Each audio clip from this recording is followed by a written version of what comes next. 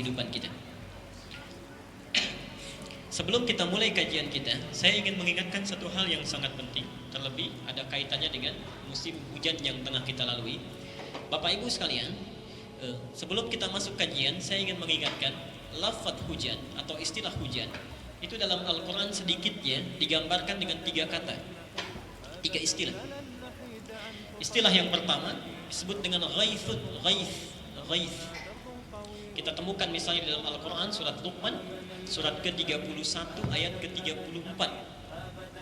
Di sana ditemukan ada 5 hak prerogatif Allah yang tidak diberikan pengetahuannya kepada siapapun, termasuk makhluk yang paling dekat dengan Allah, Jibril alaihissalam. Jadi jangankan manusia, malaikat pun tidak tahu. Bahkan nanti Jibril, malaikat yang penyampai wahyu yang sangat dekat dengan Allah, malah menanyakan kepada Nabi Muhammad tentang satu di antara 5 info ini. Satu, kata Allah, innallaha indahu ilmus sa'ah. Tidak ada pengetahuan melainkan milik Allah. Satu yang memiliki prerogatifnya adalah hanya Allah saja, pengetahuan tentang kiamat. Tidak ada yang mengetahui tentang kapan terjadinya kiamat, pada jam berapa, di hari apa, detik keberapa. Bahkan di ayat ini spesifik disebutkan bukan yaumul qiyamahnya. Kalau di ayat lain kan ada yas'aluna ayyana yaumul qiyamah. Di sini spesifikasi waktunya sa'ah. Innallaha indahu ilmus sa'ah. Kalau sa'ah itu bahasa kitanya jamnya. Jadi maksudnya dari mulai harinya, jamnya, menitnya, detiknya itu hanya Allah yang tahu. Jadi kalau Bapak Ibu menemukan satu informasi, ada yang mengatakan kiamat akan terjadi pada tanggal sekian, jam sekian, bulan sekian, hari sekian, itu langsung bisa kita tepis, langsung bisa kita acuhkan saja. Dulu pernah ada ramalan kiamat akan terjadi pada tanggal 12 bulan 12 tahun 2012. Itu ramalan suku Maya. Dulu pernah diramal tahun 1999 karena nggak jadi diundur. Itu tanggal 9. Dulu kan heboh itu.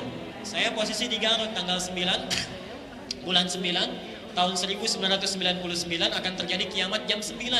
Pasar itu sepi karena nggak kejadian, diundur tahun 2012 ya. Jadi nggak kejadian juga sampai sekarang.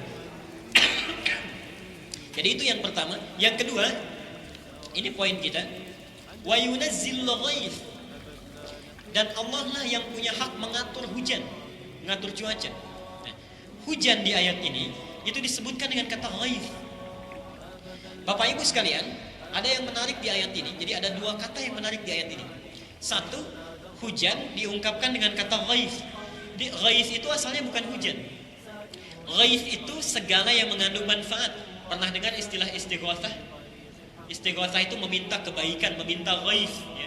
Asalnya dari ditambah ghaith jadi istaghatsah, meminta kebaikan.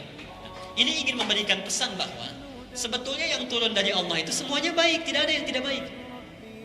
Semuanya bermanfaat. Jadi ketika Allah menurunkan hujan itu, menurunkan air dari langit, itu tidak ada yang mengandung keburukan, tidak ada yang mengandung kejelekan, semuanya baik. Yang menjadikan semua itu diterima oleh kita dengan tidak baik, atau misalnya menyebabkan banjir dan sebagainya, sebetulnya bukan karena Allah, karena perilaku manusia juga. Kalau hujan itu sifatnya baik dari Allahnya. Bahkan kalau diteliti dari sisi pengetahuannya, pengetahuan ilmiahnya, setiap tetesan hujan yang turun dari langit itu mengandung manfaat bagi manusia, kecuali bila bercampur dengan zat-zat lain yang diterima oleh kita. Jadi kalau misalnya maaf ini, kita alami hujan kemudian banjir, ada sesuatu yang tidak kita harapkan, yang harus berevaluasi itu kitanya. Jangan dikembalikan kepada Allah. Allah tidak pernah kirim banjir, Allah tidak pernah kirim hujan yang tidak bermanfaat. Jadi semua yang datang dari Allah itu ghaithun, nilainya bermanfaat. Kalau kita kemudian merasakan ada banjir, ada yang sesuatu yang tidak baik, kita yang evaluasi. Mungkin ada wilayah sekitar kita yang seharusnya jadi resapan air, yang seharusnya jadi penampungan air, dibangun bangunan-bangunan yang tinggi, dibangun tempat-tempat yang tidak mampu meresap air lagi. Nah, itu evaluasi kita yang harus